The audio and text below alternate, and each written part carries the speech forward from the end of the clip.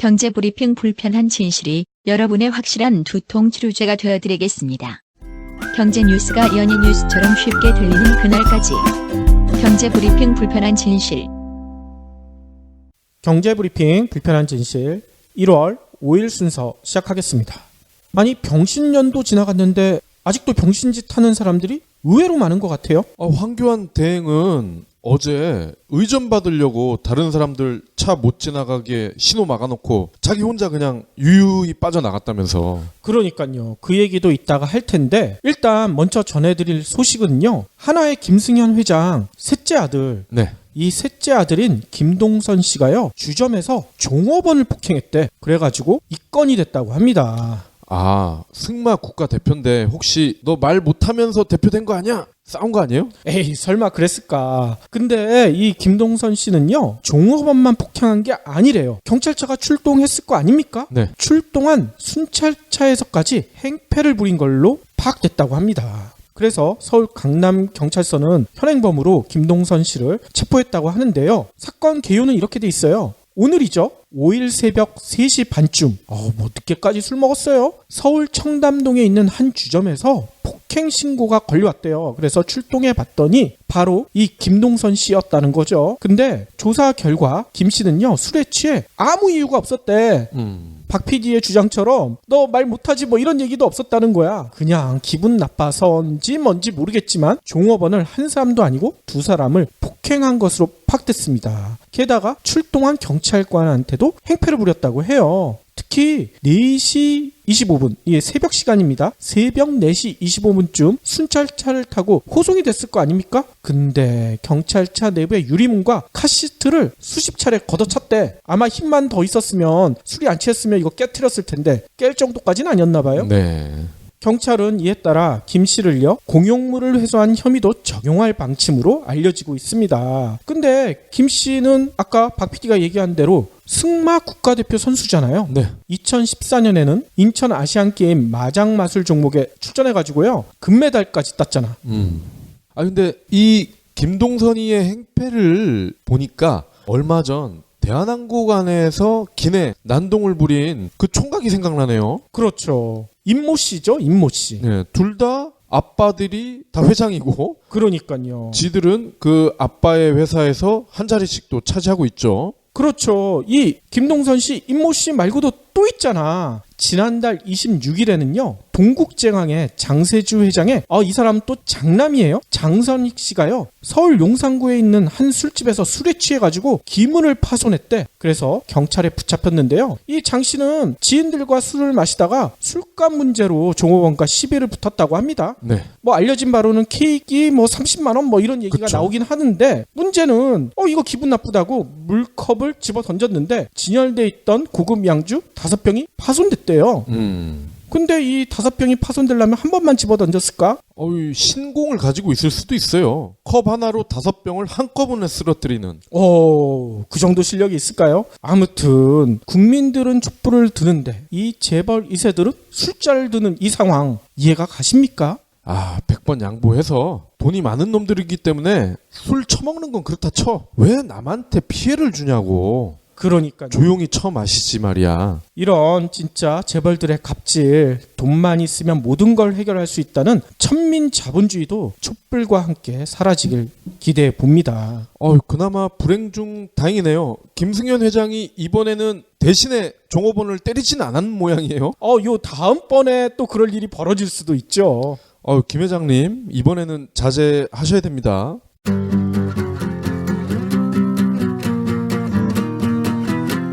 포브스가 매년 발표하는 전 세계 억만장자 순위 아시죠? 이 리스트에 이름을 올리는 가장 빠른 방법이 뭘까요? 글쎄요. 사업, 복권, 땡! 바로 결혼입니다. 결혼이요? 네, 결혼이요. 여기 부자가 되기 위해 억만장자와 결혼하기로 한 프랑스 여배우가 있습니다. 어차피 열심히 일을 해서 돈을 모아봤자 그들과 같은 부자가 되기는 글렀으니 차라리 억만장자인 남자와 결혼을 하겠다는 건데요. 사실 정말 결혼한 건 아니고요. 프랑스에서 2009년부터 지금까지 인기를 얻고 있는 경제 풍자 연극이 책으로 나왔습니다. 양극화, 경제 불평등 좋은 말이긴 한데 조금 지루하고 어렵잖아요. 이런 이런 사람들을 위해 여배우이자 코미디언인 저자가 억만장자와 결혼하려는 신부를 연기합니다. 억만장자의 실체를 가감없이 까발리는 그녀의 비평이 아주 매섭습니다. 그녀가 본 억만장자의 실체는 무엇일까요? 그래서 나는 억만장자와 결혼했다. 기대 바랍니다. 도서출판 한빛퀴즈. 그러면 오늘 꼭 챙겨야 할 경제 브리핑. 정부가요, 제2의 가습기 살균제 사건을 막기 위해서 징벌배상제를 연내에 도입하겠다, 이렇게 밝혔다고 합니다. 기획재정부 등 정부 관련 5개 부처는요, 5일 정부 서울청사 별관 국제회의실에서 회의를 했대요. 그래서 이 같은 내용을 뼈대로 하는 합동 업무 보고를 했다고 합니다. 그 보고를 누가 받은 건가요? 황교안 권한 대행이 받았죠. 아하. 아무튼 공정위는요, 가습기 살균제 사건처럼 고의적으로 소비자의 생명, 신체에 중대한 손해를 입히면 최대 3배의 손해배상 책임을 부과하는 징벌배상제를 제조물 책임법에 도입한다고 밝혔습니다. 아, 이거 저희가 수차례 빨리 도입을 해야 된다 강조를 했었는데, 제가 보고 대상자가 누구인가를 여쭤본 거는 혹시나 이 황교안 권한 대행이 이거를 마치 자기 업적인 양 자랑을 할까봐 좀 그게 좀 걱정이 돼서. 당연히 자랑을 할 것 같죠. 아무튼 공정위가 밝힌 바를 좀 더 쫓아가 보자면, 정상적으로 제품을 사용하던 중 손해가 발생했다는 점을 입증하면 인과관계를 추정할 수 있도록 하는 등 제품 결함 등에 대한 피해자의 입증 책임을 완화할 방침이라고 해요. 네. 이전까지만 해도 모든 걸 다 소비자들이 입증을 해야 됐잖아. 그렇죠. 셜록이 돼야죠, 소비자가. 그렇죠. 또 포탈이나 SNS 게시글에 대한 빅데이터 분석을 통해서요, 소비자 위해 징후를 조기에 발견 대응할 수 있는 위해 징후 사전 예측 시스템도 개발한다고 합니다. 이게 뭔 얘기인가 봤더니 이런 얘기를 해요. 예를 들어 인터넷 카페 등에 A사의 로션을 사용했는데 갑자기 두드러기가 생겼어요, 이런 글이 하나가 아니라 여러 개가 게재되잖아요. 그러면 이건 뭔가가 문제가 있다. 그래서 피해 정보를 추출해서요, 안전성 조사 시험을 하고요, 피해 주의보를 발령하고 이런 신속한 대응에 나선다는 것이라고 합니다. 신속한 게 아닌 것 같은데, 이런 거는 진작 해야 되는 거 아니에요? 그러니까요. 아무튼 지금까지 얘기 드렸던 것은 저희가 누누이 강조했잖아요. 제발 좀 빨리 도입해라 했던 정책들인데, 지금에야 도입하고 있으니 이거를 잘했다고 해야 될지 못했다고 해야 될지 참 난감한 상태예요. 그런데 한 네티즌은 이런 글을 남겨놓으셨어요. 이거 도입하는 건 좋은데 그 전에 발생한 사건 이거 소급 적용해야 되는 거 아니에요? 이런 얘기를 하시더라고요. 또 한 네티즌은 징벌적 배상의 최대 3배라고 했잖아. 이것도 말이 안 된다. 최소 3배로 해야 되는 거 아니냐, 이런 지적도 하시고요. 네. 최대, 최소 이런 거 다 빼버리고 그냥 100배. 그게 좋죠. 100배로 갈게요. 그리고 박 PD가 누누이 강조했듯이 자동차부터 빨리 적용해야 되겠죠. 네. 다음 소식입니다. 3월부터는요, 모바일을 통해서도 M버스 예약이 가능해져서 출퇴근할 때 기다릴 필요가 없다고 합니다. 오호. M버스는 좌석제로 운영이 되잖아요. 그렇기 때문에 좌석이 다 찬다 그러면은 서지를 않는데, 정류장에 아예. 아, 그래요? 그렇다 보니 정류장에 기다리던 분들은 계속 기다려야만 되는 그런 문제점이 있는 거죠. 다음 차가 쓸지 안 쓸지 미리 알 수가 없으니까. 그렇죠. 운이 나쁘면 세대가 연속으로 갈 수도 있을 것 같아요, 출퇴근 시간에는. 오늘 국토부가 2017년 주요 정책 추진 계획을 발표했는데요. 3월부터 출퇴근 시간대, 그러니까 오전 6시에서 9시, 오후 5시에서 9시에는요, M버스 좌석 예약제가 시행이 됩니다. 국토부 관계자는 이렇게 이야기를 합니다. 출퇴근 시간대에 M버스 대기 시간을 줄이기 위해서 좌석 예약용 홈페이지와 앱을 개발 중이다. 모바일, 온라인에서 예약하기 어려운 어르신들을 위해서 예약 차량과 비예약 차량을 적절히 배치하겠다. 그렇군요. 아니 근데 한 가지 걱정이 있네요. 이거 예약해놓고선 정작 안 나타나시는 분들, 그렇죠. 노쇼, 이거 어떻게 한다고 합니까? 노쇼 고객에 대해서는요, 금액 환불 시에 페널티를 적용한다고 합니다. 그리고요, 노쇼 고객으로 인해서 생긴 여유분 좌석에 대해서는요, 마지막 정류장에서 대기 승객들에게 제공된다고 합니다. 그렇군요. 그리고요, 출퇴근 교통 혼잡을 줄이기 위해 지자체와 협의를 해서 출퇴근 전용 M버스를 도입할 계획인데요. 노선이 확정된 곳은요, 송도 여의도, 송도 잠실역 두 구간이고요. 9월부터 시작됩니다. 아니, 저희가 있는 가산은 없네요. 가산에도 직장인들 많은데. 가산 구로 없습니다. 여의도가 그나마 있는 게 다행이긴 한데, 근데 문제는 퇴근, 이게 과연 5시에서 9시 사이에 제때 할 수 있는 사람이 많겠느냐, 이거 아닙니까? 그렇죠. 이것도 칼퇴근이나 해야 이 M버스를 예약해서 이용할 수가 있는 거군요. 아무나 칼퇴근하기 어렵죠? 오늘 금융위원회도요, 2017년 업무 계획을 발표했는데요. 주요 골자가 이겁니다. 저소득층 대학생 청년들이 주택 임차 보증금을요, 2천만 원까지 저리로 대출받을 수 있게 만들겠다. 뭐 이런 내용이 담겨져 있대요. 네. 그리고 햇살론 생계 자금 대출 한도를요, 800만 원에서 1,200만 원으로 확대할 예정이라고 합니다. 금융위는요, 청년들이 고금리 대출로 내몰리는 것을 막기 위해서 이런 지원 방안을 만들었다고 설명하고 있어요. 일단 금융위가 밝힌 내용을 좀 더 따라가 보면요, 우선 햇살론 적용을 통해 저소득층 청년 대학생에게 연 4.5% 이하의 금리로 전월세 보증금을 빌려주기로 했다고 합니다. 연 4.5 이하. 그러면 얘들의 속성상 3으로 떨어져서 주진 않을 거고 당연히 4.5를 받을 텐데 4.5도 많은 거 아니에요? 그렇죠. 뭐 금융계에선 이렇게 설명하겠죠. 저소득층 청년이랑 대학생은 신용도가 낮지 않느냐. 금리 높은 거 당연하다. 이런 식으로 설명할 것 같아요. 신용도가 낮은 대학생이기 때문에 돈을 빌려주는 게 아니라 다른 방식을 찾아야 되는 거 아닙니까? 그러니까요. 그런데도 정부는요, 이렇게 돈 빌려주는 대책만 계속 내놓고 있어요. 정부 대책을 조금 더 찾아보자면요, 햇살론 거치 기간도요 4년에서 6년으로, 상환 기간도 5년에서 7년으로 연장해 줄 계획이라고 합니다. 네.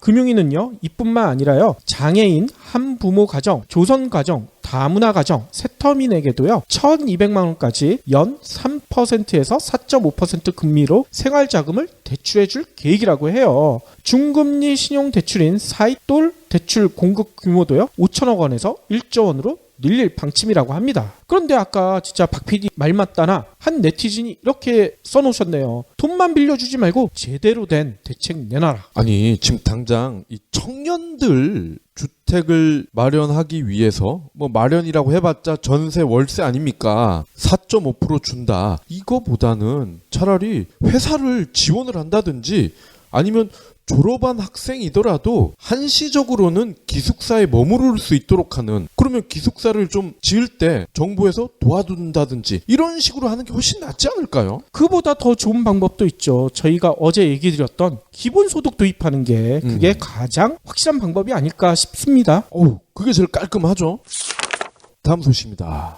정부가 상반기에 공공기관 신규 채용 비중을 늘리기로 했다고 합니다. 경기 침체, 구조조정 본격화. 정부 고위 관계자들이 이런 얘기를 하고 있는 와중에 이런 내용이 나왔어요. 유일호 경제부총리가요, 오늘 오전 정부 서울청사에서 황 권한대행에게 이런 내용이 담긴 기획재정부 주요 업무 계획을 보고를 했습니다. 올해 일자리 예산으로 전년보다 1조 3천억 증가한 17조 1천억 원을 편성을 했습니다. 공무원, 공공기관 이런 공공부문에서만 6만 명을 신규 채용한다는 계획도 보고를 했네요. 기재부에 따르면 올해 공공기관 정규직 신규 채용 예정 인원은 약 2만 명입니다. 청년 구직자들이 조기에 일자리를 얻을 수 있게 상반기 공공기관 채용 비중을 기존 50%에서 55% 이상으로 늘리기로 했습니다. 이렇게 하면은 1,000여 명이 당초 계획보다 조기 채용된다고 합니다. 주요 기관을 보면요, 근로복지공단 647명, 한전 561명, 철도공사 550명, 국민건강보험공단 550명, 이런 순으로 나와 있습니다. 그렇군요. 아니 근데 전체 채용 인원을 늘리는 게 아니라 하반기에 뽑을 인원을 그냥 상반기에 조금 빨리 뽑겠다. 이게 무슨 대책일까요? 윗돌 빼서 아랫돌 갠다. 뭐 이런 거 아니겠어요? 이에 대해서요, 기재부 관계자는 공공기관들은 보수적으로 신규 채용 규모를 제출을 한다. 채용 실적은 항상 이것보다 많이 나오기 때문에 계획된 수치는 꼭 지킬 것으로 보인다. 아니 이 얘기도 저는 의심스러워요. 계획된 수치를 꼭 지킬 것으로 보인다? 이 얘기는 기존에는 안 지킨 경우도 많았다. 이 얘기 아니겠어요? 그렇습니다. 어디까지나 계획이잖아요. 오늘 놀라운 소식이 하나 또 전해졌습니다. 중앙일보가 보도한 내용에 따르면요. 구글의 딥마인드 인공지능 바둑 프로그램인 알파고 있죠. 알파고가요. 온라인에서 세계 최고수를 상대로 전승을 거뒀대요. 오. 한 번도 지지 않았다는 얘기예요. 그러면 도대체 몇 번이나 바둑을 뒀길래 이런 얘기를 하나 봤더니만 지난 4일까지 60번을 뒀대. 근데 60전 60승 100% 승률이었다는 겁니다. 와, 그러면 이세돌은 되게 잘한 거네요? 어떻게 보면 그럴 수도 있을 것 같아요. 중앙일보는 그래서 이런 얘기를 하네요. 지난해 3월 이세돌 구단과 알파고가 대결을 벌였잖아요. 이때보다 알파고가 훨씬 강해진 것 같다. 이렇게 설명을 합니다. 그렇죠. 얘는 학습 능력이 있잖아요. 그렇죠. 아니 그러면 세계 최고수를 상대로 바둑을 뒀대는데 어떤 사람들이랑 뒀나 봤더니요. 지난해 12월 29일부터 31일까지 알파고는요. 한국 인터넷 바둑 사이트인 타이잼에서요. 매지스터라는 아이디로 중국의 커제 그리고 국내 랭킹 1위인 박정환 구단 이런 세계 최고수들과 대국을 펼쳤대요. 근데 아까 얘기대로 전승이라는 거죠. 특히 이렇게 전승을 거두니까 좀 재미가 없잖아. 그래서 올 들어 지난 2일에서 3일까지 아이디를 또 바꿔버렸어요. 매지스트로 하면 너무 이게 티가 나니까 마스터란 아이디로 또 대국을 이어나갔는데 예. 상금까지 걸었다는 거야. 최초의 승리를 거둔 사람에게는 10만 위안, 그러니까 약 1,700만 원을 주겠다. 이렇게 상금까지 내걸었다고 합니다. 근데 그 이후에도 대국을 계속 펼쳤는데 아직까지 이긴 사람이 없었다는 거죠. 예. 익명을 요구한 한 바둑 인터넷 사이트 관계자는요. 구글 측이 훨씬 강력해진 알파고 실력을 점검하기 위해 비공개로 온라인에서 알파고가 최고수들과 대국을 펼치도록 했는데 마제스티와 마스터 둘 다 알파고의 아이디였다. 이렇게 밝혔다고 합니다. 구글이 왜 이런 일을 했을까? 구글은요. 올해 초에도 또 대국을 펼칠 예정이래요. 네. 지난해에는 이세돌과 했잖아요. 올해는요. 세계 공식 1위 커제 있죠. 네. 커제 구단과 공식 대결을 펼칠 예정이라고 합니다. 근데 커제 구단과 대국하기 전에 미리 알파고의 실력을 점검하기 위해서 온라인에서 대국을 추진했다는 분석이에요. 근데 커제도 깨졌다는 거 아닙니까? 비공식 대회에서. 그러니까요. 아니 우리나라의 랭킹 1위인 박정환 그리고 중국의 랭킹 1위이자 세계 1위인 커제 그리고 일본의 랭킹 1위도 있더라고요. 이아막 유타 구단 다 모두 알파고에게 판판이 나가 떨어졌다는 거예요. 특히 재미난 것은요. 박정환 구단은요. 5판이나 도전했대요.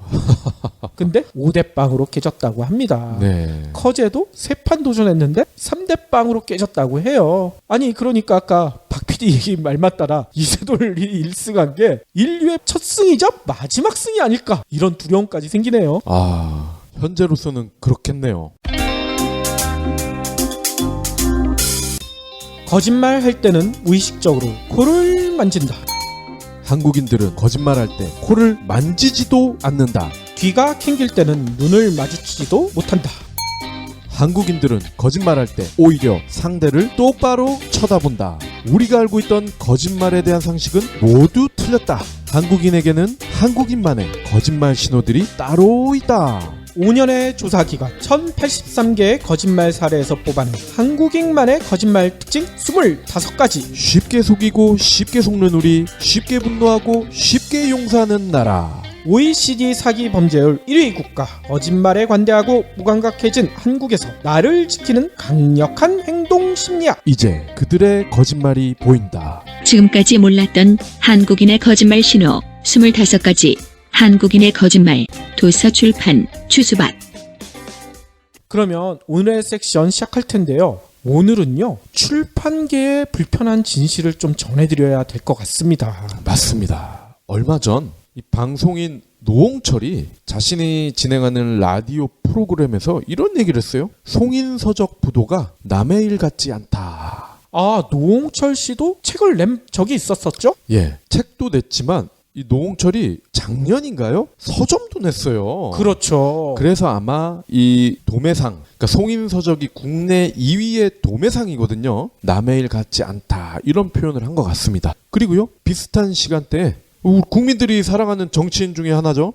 더불어민주당 표창원 의원도 자신의 SNS에 이런 의견을 남겼습니다. 책을 내는 작가로서 남의 일 같지 않다. 담당 분야가 다르긴 하지만 해결책을 고민해보겠다.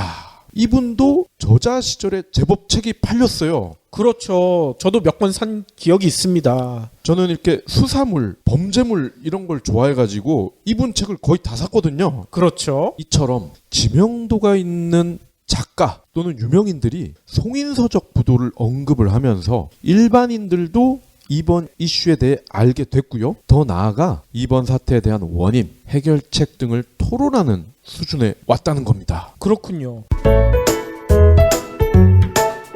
아니 근데 송인서적 부도 얘기는 들었지만 이게 얼마나 파장이 크길래 이렇게 유명한 작가들까지 나서서 정치인까지 나서서 얘기를 하는 겁니까? 예, 일단 2위 도매상이라는 점에서 아마 짐작은 되실 겁니다. 아, 국내 2위군요. 그렇습니다. 두 번째 공룡인데 지난 2일에 100억 원 규모의 어음을 막지 못해서 1차 부도가 났고요. 그 다음날 3일 오전에 최종 부도 처리가 됐습니다. 그런데 도매상이다 보니 이게 중간에 딱 껴있는 거 아닙니까? 그렇죠. 거래업체에 최소 200억 원대의 연쇄적인 피해를 줄 것이 거의 확실시되고 있거든요. 아니 그러면 송인서적이랑 거래하는 출판사들 피해가 엄청날 것 같은데요? 그렇습니다. 업계에 제가 소문을 들어보니까요. 상위권 회사를 보면 거의 탑3 안에 드는 출판사 중에 하나는 10억 원에 육박하는 돈을 날리게 됐다고 해요. 우와. 그리고요, 저희가 알만한 그런 주요 출판사들도요, 최소 2억 원에서 3억 원의 돈을 날린 것으로 파악이 됩니다. 아니 출판 업계는 영업이익률이 그렇게 높지 않잖아요. 맞습니다. 그러니까 더 큰 문제는 중소출판사와 지역에 있는 서점입니다. 작은 출판사의 경우에는 이번 사태로 1년 이익의 최소 절반 이상을 날릴 것 같다고 해요. 우와. 지역 서점은 그나마 책을 공급받을 수 있는 주요 통로를 잃게 되기 때문에 당장 매대를 꾸미기가 어렵다는 거죠. 게다가 송인서적을 비롯해서 국내 출판업계에서 여전히 유통되고 있는 결제수단, 어음. 이 어음의 특성상 연쇄부도 가능성이 큽니다. 아니 아직도 어음을 쓰는 데가 있나요? 저도 이번 사태를 접하고서 놀랐어요. 어음이 아직도 유통이 된다는 게. 어음은 물건을 사고 대가로 주는 일종의 차용증이죠. 그렇죠. 현금과 달리 어음은 가지고 있더라도 2달 정도 지나야 입금이 되는 겁니다. 그런데 안타깝게도 이 출판업계에서는 이 어음이 오래된 관행이라고 합니다. 아니 다른 데들도 이런 어음의 불편함 때문에 다 없앤 걸로 알고 있는데 아직도 출판업계에 이걸 쓴다는 얘기군요. 그렇습니다. 그래서 제가 출판업계의 수치를 좀 살펴봤어요. 예스24, 알라딘과 같은 온라인 서점, 그리고 교보, 영풍 이런 대형 서점은요, 현재는 거의 현금 거래를 하고 있다고 합니다. 이게 정상이죠. 예. 무엇보다 전체 출판 시장의 절반을 온라인 서점이 차지하고 있대요. 이미. 그리고 대형 서점의 비중이 20%, 그러니까 30% 시장에서 어음이 여전히 거래가 되고 있다는 거죠. 아하. 그러면 이 PD님이 질문 주신 것처럼 왜 이들은 타 업종에서는 잘 쓰지 않는 어음을 여전히 취급을 했을까? 이번 사태의 근본적인 원인이 책 수요 감소 탓이라고 합니다.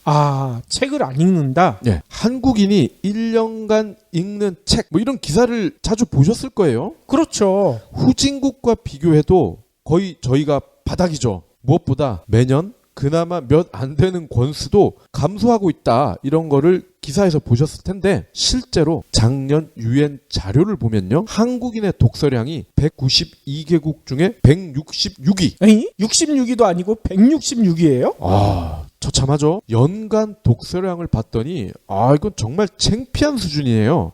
1위가 초등학생입니다. 70권. 2위가 중학생입니다. 19권. 3위는 고등학생입니다. 9권. 그러니까 20대, 30대 또는 남성, 여성 또는 직장인, 군인 또는 공무원 이런 것도 아니고 초등 1위, 중등 2위, 고등 3위야. 아이고. 이 무슨 개망신입니까?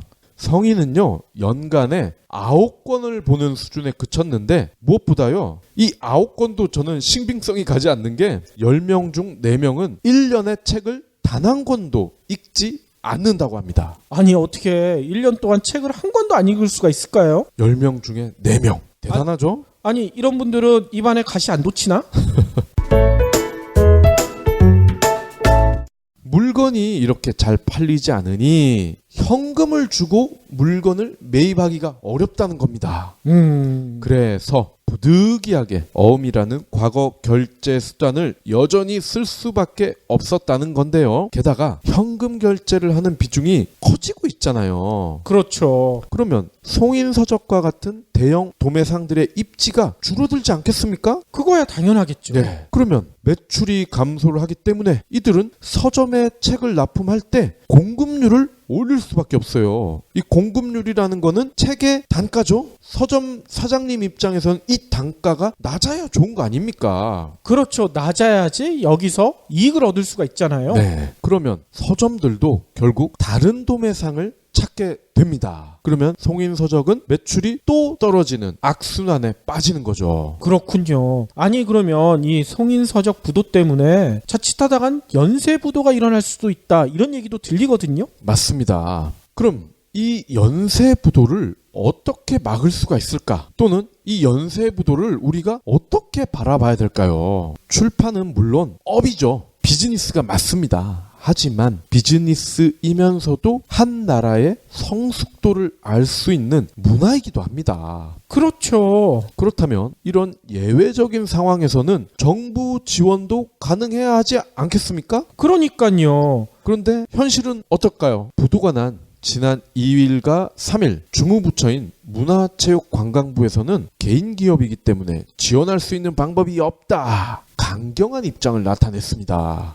아니 우리나라 출판 산업이 완전히 무너지기 일보 직전인데도 이런 얘기를 해요? 그렇습니다. 그런데 유명한 분들의 이런 바람이 소개가 되고 여론의 방향도 그렇지 않음을 뒤늦게 알고서 부랴부랴 면피용 대책을 살짝 흘렸어요. 아이고 또 소 잃고 외양간 고치고 있는 거군요. 뭐 대놓고 발표한 것도 아니고 살짝 흘린 거야. 그래서 지난 4일 업계 관계자들을 만나서 대응책을 논의했다고 합니다. 아니 그러면 어떤 대응책을 내놓은 거예요? 근데 이게 대응책이라고 부를 수가 있을지 의문이에요. 굳이 업계분들을 만나지 않고 책상에서 30초만 짱구를 굴리면 되는 것들을 대책이라고 내놓고 있거든요. 혹시 30초 동안 짱구 먹으면서 내놓은 대책 아닐까요? 짱구 판매는 좀 도움이 됐을 것 같은데 정부의 직접적 지원은 어렵다. 다만 소형 출판사들의 연쇄 부도를 막기 위해 싼 이자로 돈을 땡겨주겠다. 그겁니다. 아니 지금도 이자 싸잖아. 뭘 또 더 싼 이자야. 하여튼 우리나라 정부는 뭔가 일이 터져서 대책이 필요합니다. 이러면은 싼 값에 땡겨줄게. 4천만 땡기면 되나? 이러고 있어. 아니 무슨 고리대금업자들도 아니고 말이에요. 근데요 1997년 IMF 때 이때도 송인서적은 물론이고요 도매상과 출판사들이 무더기 도산 위기에 빠졌단 말이죠. 그랬었죠. 이때 우리 DJ 형님은 통 크게 500억 원을 쏴줬다고 합니다. 더불어서요 또 내놓은 짱구 대책이 다른 대형 출판 물류사가 송인서적을 흡수하도록 해주겠다. M&A를 하라는 거죠. 어허. 국내 서적 도매상 1위가 북센이라고 합니다. 그리고 3위가 한국출판협동조합인데 이 양측의 인수 의사를 타진 중이라고 하네요. 아니 그러면 이 인수하는 회사는 기존에 송인서적이 가지고 있는 부채를 탕감해 준다는 얘기예요? 근데 탕감을 해줄기도 어려운 게 정부는 당사자가 아니잖아. 이거를 탕감해 줄 수도 없어요. 그러면 그거 떠안고 인수해라. 그렇죠. 뭐 이면 계약으로 그런 건 가능하겠죠. 야, 법인세 깎아줄게. 어디 가서 자랑은 하지 말고 우리가 해줬다는 얘기는 하지 마. 이 정도는 가능하겠지만 글쎄요. 설사 이런 게 가능하다 해도 이미 망한 회사를 그것도 갈수록 파이가 줄어드는 이 출판이라는 산업군에서 과연 인수 아니, 이쯤 되면 살신성인이라고 해야 될 것 같은데 이 살신성인을 할 기업이 있을까요? 그러니까요. 이건 마치 터지기 일보 직전에 시한폭탄 받아라. 이거랑 똑같은 것 같아요. 맞습니다.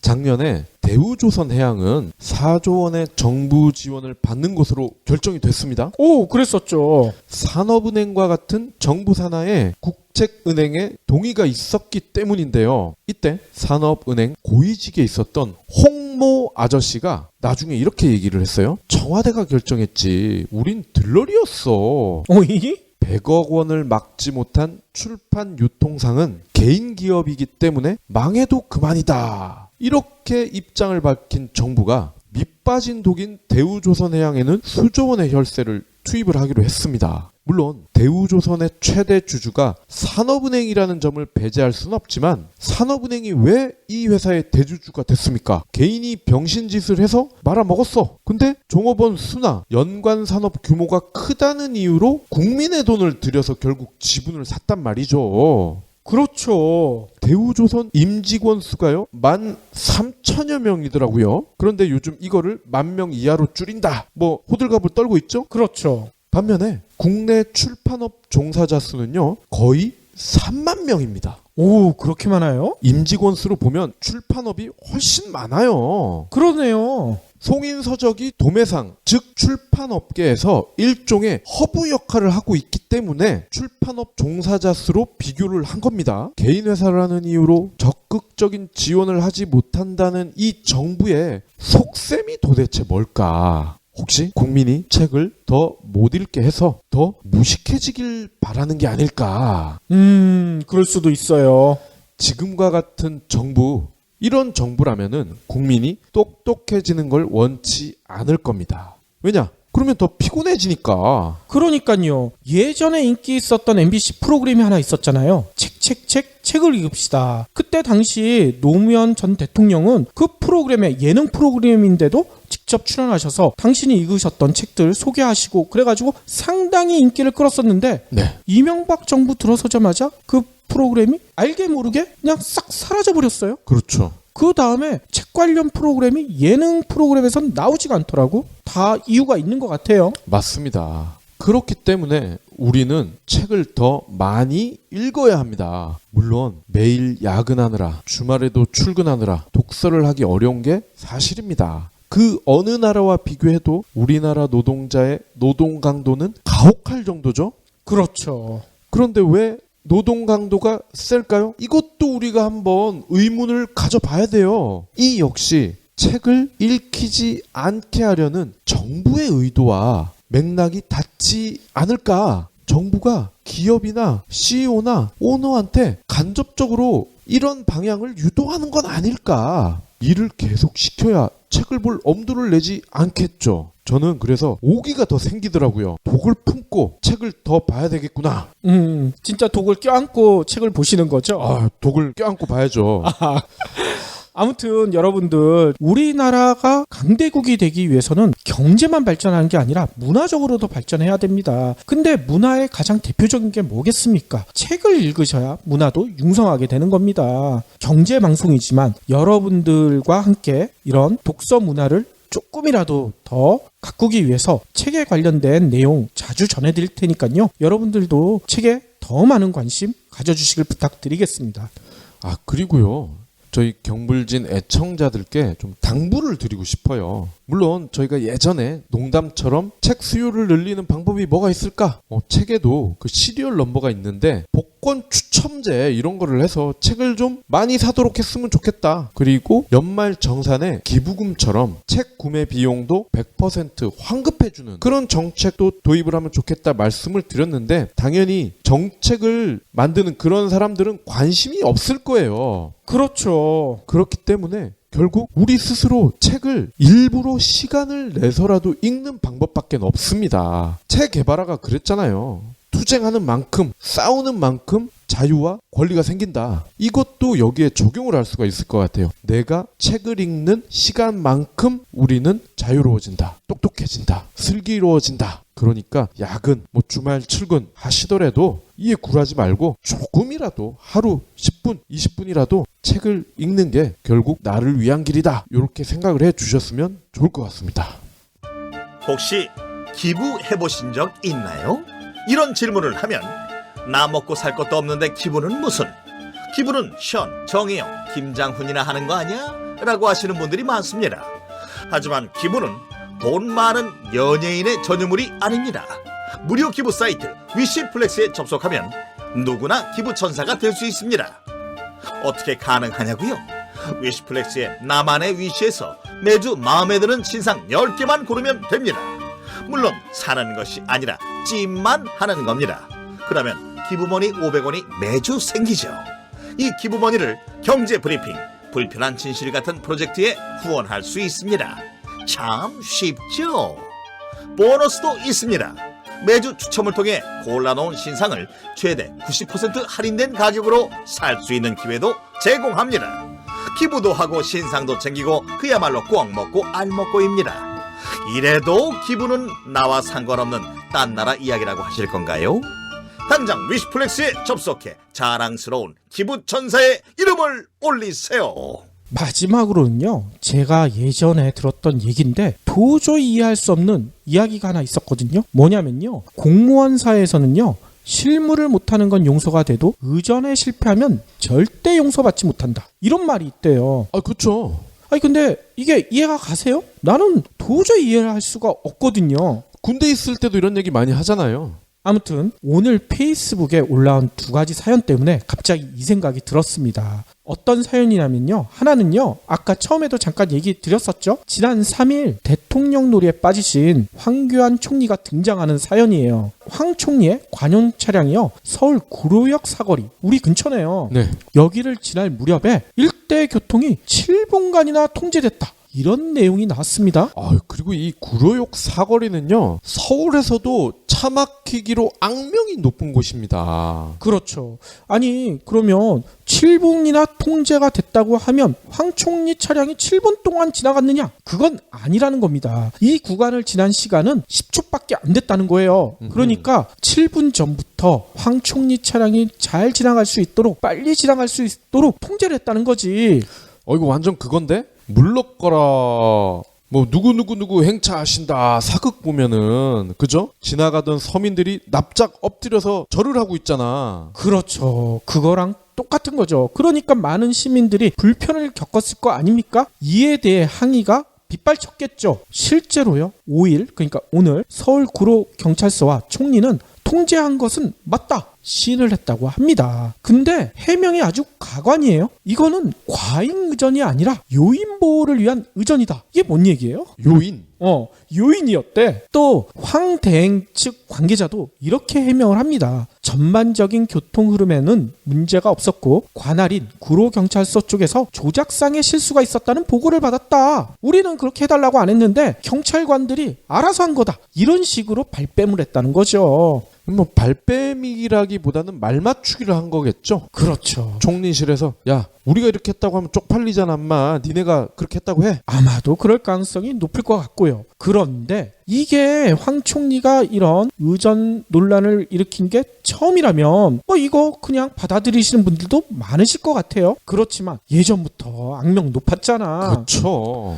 황 총리의 관용 차량이 충북 오송역 버스 정류장에서 20여 분간이나 정체해가지고 난리를 피웠죠. 그렇죠. 또 서울역에는 플랫폼에 들어와 버렸어. 이걸 또 동영상이 찍혀가지고 또 그때 난리가 났었잖아요. 이 이외에도 과잉 의전 논란이 수차례 있었다고 합니다. 그러니까 이것만 봐도 이런 사람들은 한번 경험을 해도 반성을 하지 않는다는 걸 알 수가 있어요. 그렇죠. 그런데 아까 제가 2가지 사연이라고 했잖아요. 2번째 사연도 진짜 기가 막혀요. 어제 저희가 국회 청소 노동자가 정규직 전환돼가지고 큰절까지 받았다는 소식 전해드렸잖아요. 네. 그것과 관련해가지고요, 개혁보수신당도 숟가락을 하나 얹었더라고.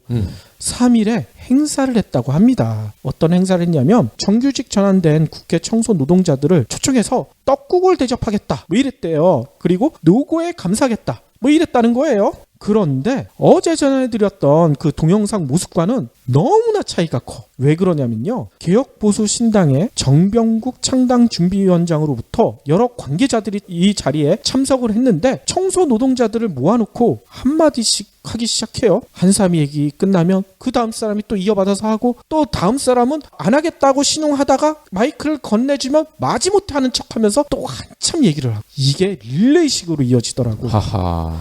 근데 이렇게 릴레이식으로 이어지는 게 뭐가 문제냐면요. 청소 노동자들은 이 얘기 끝날 때까지 가만히 앉아서 기다린 거예요. 떡국이 불어터지거나 말거나 얘기를 들을 수밖에 없었다는 거지. 그리고 이렇게 얘기하는 걸로만 끝나지 않습니다. 뭐냐면요. 또 일일이 모든 사람들이 다 가서 청소 노동자들과 다 손을 잡아 악수를 해. 뭐라고 했는데 뭐라고 했는지는 안 들리지만 아마 다음번에 꼭 찍어주세요. 뭐 이런 얘기도 했을 것 같아요. 청소 노동자들이 배가 고프거나 말거나 자기들은 자기 할 얘기만 하겠다. 이런 얘기였던 것 같아. 네. 그런데 더 놀라운 얘기가 있습니다. 이렇게 개혁보수신당 관계자들만 얘기한 게 아니라 마지막에는요. 이 답사를 해야 될 거 아니에요. 청소 노동자 한 분이 일어나서 말씀을 하시더라고요. 그런데 놀라운 일이 있어요. 김무성 아저씨 있죠. 김무성 아저씨가 청소 노동자 한 분이 일어나서 말씀을 하시는데 떡국을 먹고 있어요. 얘기를 하거나 말거나 자기는 배가 고프다는 얘기인가 봐. 아니 어제 우윤근 민주당 의원은 청소 노동자들한테 큰절까지 했는데 그것까진 바라지도 않습니다. 제발 의전을 차리지만 말고 의전을 좀 지켜주십시오. 당신들이 모신 청소 노동자들 아닙니까? 이렇게 홀대를 해도 되는 건가요? 그러니까 영혼 없이 코스프레를 하려니까 이런 사단이 일어나는 거죠. 맨날 사진만 찍으려고 하고. 그러니까 의전을 받을 줄만 알고 의전을 할 줄을 모르는 사람들 아닙니까? 이런 사람들 아까 얘기했잖아요. 절대 용서받지 못한다. 진짜 절대 용서 못할 것 같아요. 설사약을 확 풀어놔버려야 돼. 떡국에? 개혁보수신당 떡국에 말이죠. 그렇죠.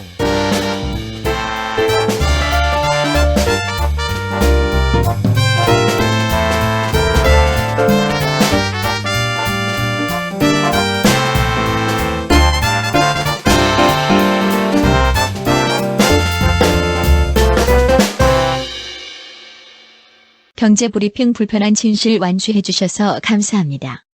하트 투척, 댓글 남기기, 계좌 후원 등 다양한 방법으로 힘을 보태주세요. 계좌 정보는 경제브리핑 팟빵 공지 코너에 있습니다.